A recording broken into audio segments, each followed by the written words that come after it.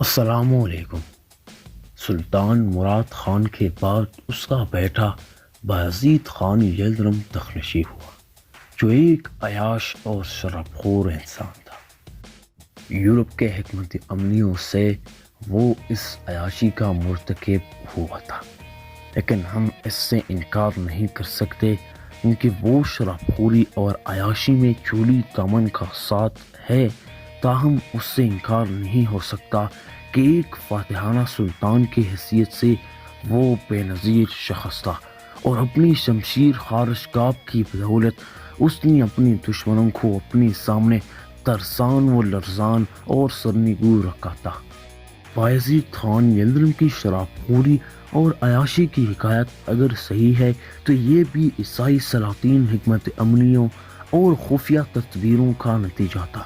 ان کے سلاطین عثمانیہ کے محلوں میں عیسائی سلاطین نے شروع ہی سے اپنی شہزادیاں داخل کرنے کا سلسلہ جاری کر دیا تھا۔ بایزید خان یلدرم کے محل میں شراب کی طرف متوجہ کرنے والی عیسائی شہزادیاں موجود تھیں۔ بایزید خان یلدرم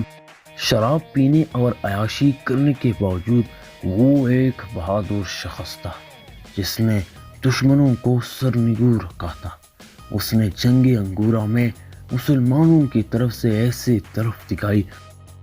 جو آج بھی مورخین یاد رکھتے ہیں،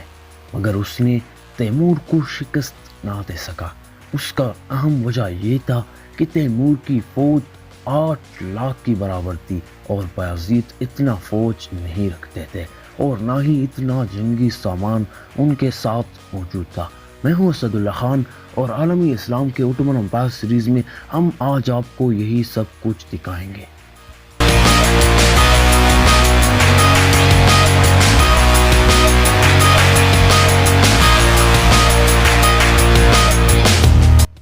بایزید خان یلدرم نے تخنشی ہو کر اپنی باپ کی لاش کو پرسا میں دفن کر کے ایشیائی کوچک میں چند روز قیام کیا اور ترکمانوں کی فسادات اور سرکشیوں کا علاج کرتا رہا۔ یہ وہ زمانہ تھا کہ چنگیزی مغلوں کے ضعف و انحطاط کے بعد ایشیائی کوچک میں ایک اور فاتح پیدا ہو چکا تھا جس کا نام تیمور تھا، اور جس کے حالات آئندہ کسی موقع پر مفصل بیان ہونے والے ہیں۔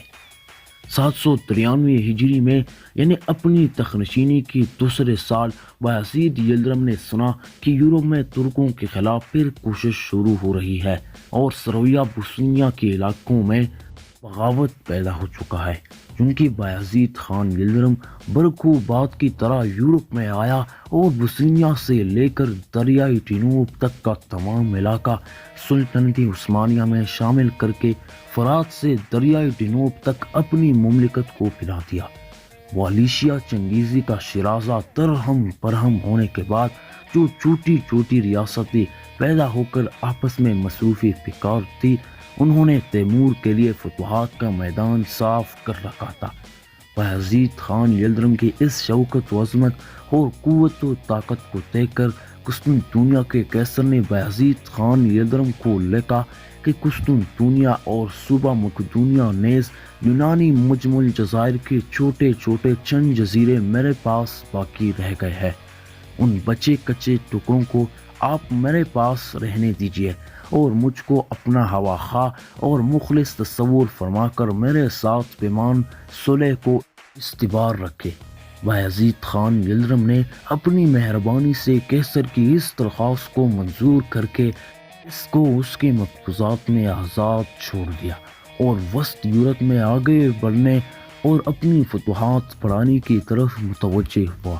بایزید خان یلدرم کو اس طرح مطمئن کر کے قیصر قسطنطنیہ نے اپنی سازشی تدابیر کا جال بایزید خان یلدرم کے مخالف پھیلانا شروع کیا۔ اس نے اپنی ایلچی خفیہ طور پر ایران و خراسان اور فارس و شام و عراق وغیرہ میں بھیجنے شروع کیا اور ایشیا کے مسلمان سلاطین سے مراسم اتحاد بڑھائے۔ ہمارے اس موجودہ زمانے میں تو اس قسم کی کارروائیاں فوراً ہی تشت ازبام ہو جاتی ہے، لیکن اس زمانے میں بایزید خان یلدرم کے بے خبر رہنے پر ہم کو کوئی تعجب نہ ہونا چاہیے۔ ادھر قیصر قسطنطنیہ اپنے ان خفیہ ریشہ دوانیوں میں مصروف تھا ادھر ارمینیا، کرغزستان و آذربائیجان کے مسلمان فرمان روا خود بھی اس زمانے کی آب و ہوا کے اثر سے ایشیائی کوچک کے مغربی حصے کو دھمکی دے رہے تھے۔ آخر یہ تمام اسباب ملا کر باعث اس کے ہوئی کہ ترکمانوں نے ایشیائی کوچک یعنی بایزید خان یلدرم کے ایشیائی علاقے میں پیش قدمی شروع کر دی۔ بایزید خان یلدرم اگر چاہتا تو ایران و خراسان وغیرہ کی طرف متوجہ ہو کر ایشیائی کوچک میں فتوحات عظیم حاصل کر لیتا، لیکن چونکہ عثمان خان اور اس کی اولاد میں دینداری بدرجہ عدم موجود تھی، اس لیے وہ مسلمانوں سے لڑنے اور مسلمانوں کے مقبوضہ ممالک کو اپنے قبضے میں لانے کو اچھا نہیں جانتے تھے۔ شروع ہی سے سلطنت عثمانیہ کی حکمت عملی یہ رہی تھی کہ عیسائیوں کے خلاف جہاد کر کے جہاں تک ممکن ہو عیسائی ممالک کو فتح کیا جائے۔ اسلامی تہذیب اور اسلامی مذہب کی اشاعت سے یورپ کو جو اب تک مسلمانوں کے لیے باعث تکلیف بنا رہا تھا شائستہ بنایا جائے۔ چنانچہ بایزید خان یلدرم بھی اپنی بزرگوں کی اسی حکمت عملی پر کاربند تھا اور مسلمانوں سے لڑنے کا اس کو کوئی شوق نہ تھا۔ اب ایشیائی کوچک میں جبکہ ترکمانوں نے حملہ کر کے برسا و انگورا کے درمیان بایزید خان یلدرم کی مقامی ایشیائی فوج کو شکست دے کر فتنہ عظیم برپا کر دیا، تو بایزید خان یلدرم مجبوراً یورپ کے عیسائیوں کو چھوڑ کر 795 ہجری میں ایشیائی کوچک کی طرف روانہ ہوا اور یہاں آتے ہی دشمنوں کو شکست دے کر گرفتار و اسیر اور قتل کیا۔ یہ فتنہ چونکہ ایشیائی کوچک کے جنوب و مغربی علاقے کی طرف سے پیدا ہوا تھا، لہٰذا بایزید خان یلدرم نے اس طرف کی ریاستوں کو اپنی سلطنت میں شامل کر کے بخوبی امن و امان قائم کیا اور اسی سال مصر کے عباسی خلیفہ معتصم باللہ بن محمد ابراہیم کے پاس تحف و ہدایہ بھیج کر اس سے پہلے کہ عثمانی فرمانرواؤں کو بھی اگرچہ مورخین نے سلطان ہی کے لقب سے یاد کیا ہے مگر در حقیقت وہ امیر کہلاتے تھے، مثلاً امیر عثمان خان، امیر اورحان، امیر مراد خان وغیرہ۔ بایزید خان نے 795 ہجری میں خلفائے عباسیہ کے مذہبی عظمت کو مد نظر رکھ کر جو تمام عالم اسلام میں مسلم تھی عباسی خلیفہ سے خطاب حاصل کرنا ضروری سمجھا، حالانکہ وہ جانتا تھا کہ عباسی خلیفہ مصر کے مملوک فرمانروا کی حفاظت و نگرانی میں اچھے دن بسر کر رہے ہیں اور اس کی بایزید خان یلدرم کو سلاطین عثمانیہ کا پہلا سلطان کہا جا سکتا ہے۔ یورپی مورخین کا قول ہے کہ سلطان بایزید خان یلدرم باوجود بہادر اور سپاہی منش انسان ہونے کے عثمانیوں میں سب سے پہلا فرمان روا ہے جو یورپ کی بدعمالیوں اور بری مشیروں کے صحبت سے متاثر ہو کر شراب نوشی کی جرم کا مرتکب ہوا۔ اگر یہ بیان درست ہو تو ہم کو کوئی متعجب نہیں ہونا چاہیے، کیونکہ بایزید خان یلدرم کی آخری کارنامے یعنی جنگ انگورا کے ناقابت اندیشی کو دیکھنے سے اس کی شراب نوشی کا کچھ ثبوت بہم پہنچا جاتا ہے۔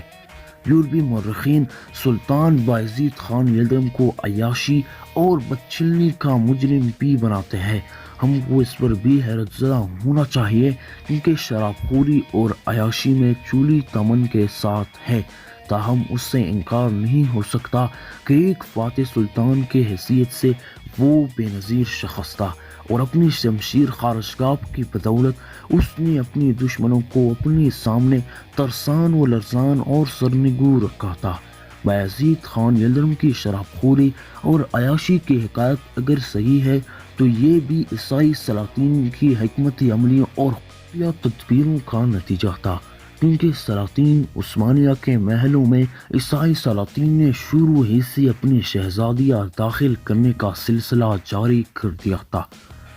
بایزید خان یلدرم کے محل میں بھی شراب کی طرف متوجہ کرنے والی عیسائی شہزادیاں موجود تھی،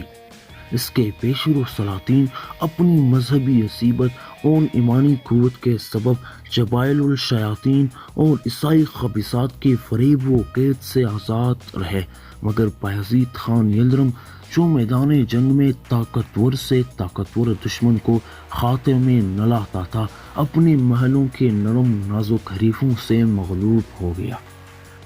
اس حکایت کے دوسرے حصے کو دیکھنے کے لیے اس پر کلک کریں۔